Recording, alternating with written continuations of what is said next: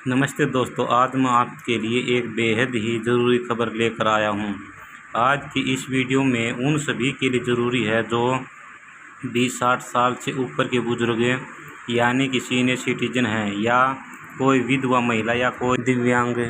वो ऐसे नागरिक के लिए देश में विशेष पेंशन योजना चलाई जाती है, जिसके तहत हर महीने उन्हें एक विशेष राशि दी जाती है। और सबसे बड़ी बात यह है कि अब इसमें सबसे बड़ा बदलाव किया गया है, जिससे लाखों लोगों को बड़ा फ़ायदा यहाँ पर मिलेगा। दोस्तों, हमारे देश में लगभग हर राज्य सरकार वृद्धा पेंशन योजना, विधवा पेंशन योजना और दिव्यांग पेंशन योजना चलाई जाती है। इन योजनाओं का उद्देश्य यही होता है कि ऐसे लोगों को जो कमाने की स्थिति में नहीं है, उन्हें सरकार हर महीने आर्थिक मदद दे, ताकि उन्हें बुढ़ापे में विधवावस्था में या दिव्यांग होने पर किसी और पर निर्भर न रहना पड़े। अब तक आपने देखा होगा कि इन योजनाओं के तहत पेंशन की राशि हर राज्य में अलग अलग है। कहीं पर 400 दिए जाते हैं और कहीं पर 1000 रुपये, तो कहीं पर 2500 रुपये तक दिए जाते हैं। यानी कि हर राज्य अपने हिसाब से राशि तय करता है। लेकिन अब बड़ी खुशखबरी यह है कि 3000 महीना पेंशन मिलने जा रहा है, चाहे वह बुजुर्ग हो, विधवा हो या दिव्यांग साथी हो। सबको 3000 रुपये प्रति माह दिया जाएंगे। अब यहाँ कई सवाल उठते हैं, आखिरकार यह किस राज्य में लागू होगा, कौन कौन लोग इसके पात्र होंगे और कब से इसका लाभ मिलेगा।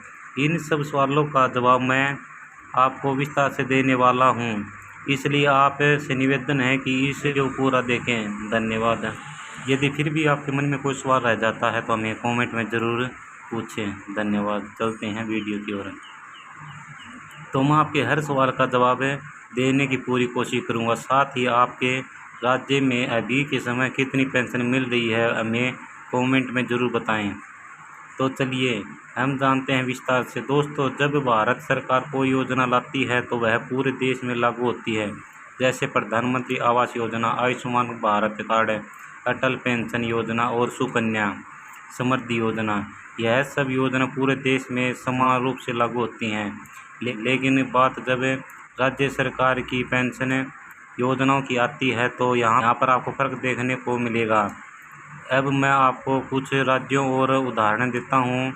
जैसा कि अगर दिल्ली की बात करें तो वहाँ पर अभी बुजुर्गों, विधवा और दिव्यांगों को 2500 रुपये प्रति महीना दिया जा रहा है।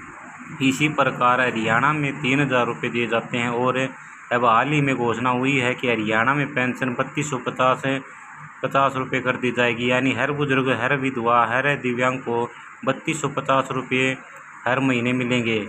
यह कदम बेहद ही सराहनीय है। लेकिन अगर दूसरी तरफ देखें तो तस्वीरें बिल्कुल अलग है। बिहार में भी सरकार ने चुनावों को देखते हुए पेंशन को 400 से 1000 रुपये की है। हालांकि इसमें बढ़ोतरी जरूर हुई है, लेकिन क्या आपको लगता है कि इस महंगाई के दौर में 1100 प्रति माह काफ़ी होंगे? देखा जाए तो आजकल के ज़माने में कम से कम 4000 से लेकर 6000 प्रति माह पेंशन हर राज्य में होनी चाहिए। वहीं अगर बात करें उत्तर प्रदेश की, तो उत्तर प्रदेश में भी यही हाल है। वहाँ भी सिर्फ 1000 रुपये पेंशन मिलता है। ऐसे ही झारखंड में 1000 रुपये मिलता है, उत्तराखंड में 1200 रुपये, पश्चिम बंगाल में 750 रुपये से 1000 रुपये, राजस्थान में करीब 700 से 1000 रुपये और महाराष्ट्र जैसे बड़े और विकसित राज्यों में केवल 600 यह पेंशन मिलता है। अब आप खुद सोचिए, क्या 1000 या 1200 महीने की राशि को पेंशन कहा जा सकता है? आजकल भीख में भी लोग इससे ज़्यादा दे देते हैं। सरकार जब इतनी कम राशि देती है तो लगता है यह मदद नहीं बल्कि मजाक है, जबकि सच्चाई यह है कि हर इंसान अपनी पूरी ज़िंदगी मेहनत करता है और टैक्स चुकाता है और देश की तरक्की में योगदान देता है। यह व्यक्ति जब एक जवान रहता है तब तक मेहनत करके अपना परिवार पालता है और मजदूरी करता है, रिक्शा चलाता है, छोटे मोटे काम करता है, नौकरी करता है। हर छोटी बड़ी चीज़ पर वह टैक्स देता है। गाड़ी खरीदता है तो टैक्स, कपड़ा खरीदता है तो टैक्स, यहाँ तक कि टूथब्रश और टूथपेस्ट तक यहाँ पर टैक्स, यानी कि पूरी ज़िंदगी इंसान टैक्स देता रहता है। लेकिन जब वही व्यक्ति 60 साल का हो जाता है तो कमाने की हालत में नहीं रहता, तो सरकार को उसकी जिम्मेदारी लेनी चाहिए। उससे इतना पेंशन तो मिलना ही चाहिए कि जिससे उसका बुढ़ापा आराम से गुजर सके। हरियाणा सरकार का 3,000 रुपये वाला फैसला इसलिए भी अच्छा है क्योंकि इससे कम से कम 100 रोज़ किसी बुजुर्ग विधवा या दिव्यांग का खर्च निकल जाएगा। वह अपनी दवा ले सकता है, खाने पीने का सामान ला सकता है और अपने छोटे छोटे खर्च पूरे कर सकता है। लेकिन दूसरी ओर जिन राज्यों में सिर्फ 1,000 से 1,200 रुपये मिलते हैं, वहाँ के बुजुर्ग और दिव्यांग वास्तव में बहुत परेशान होते हैं। और अब दोस्तों, मैं आपका यह भी बताना चाहता हूँ कि भारत सरकार की तरफ से बहुत सारी योजनाएं चलाई जाती हैं।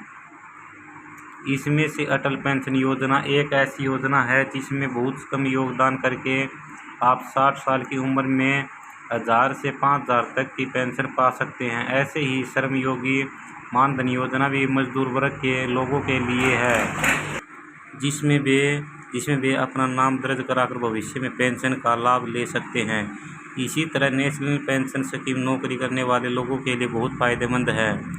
वहीं किसान सम्मान निधि योजना किसानों के लिए है, जिसके तहत उन्हें हर साल 6,000 रुपये मिलते हैं। आयुष्मान भारत कार्ड भी बहुत ही बड़ा कदम है, जिसमें 5 लाख तक का मुफ्त इलाज उपलब्ध है। और सुकन्या समृद्धि योजना तो खासकर बच्चियों के भविष्य के लिए है, जिसमें माता पिता उनका पैसा सुरक्षित कर सकते हैं। इन योजनाओं से लोगों को बहुत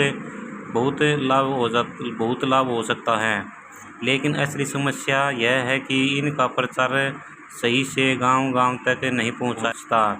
आज भी आधे से ज़्यादा लोग इन योजनाओं के बारे में जानकारी ही नहीं रखते। नेता लोग वोट मांगने के लिए तो हर घर पहुंच जाते हैं, लेकिन किसी योजना की जानकारी देने के लिए कोई घर घर नहीं पहुंचता। यही कारण है कि मजदूर, रिक्शा चालक, छोटे दुकानदार और गरीब तबके के लोग इनका फ़ायदा नहीं उठा पाते।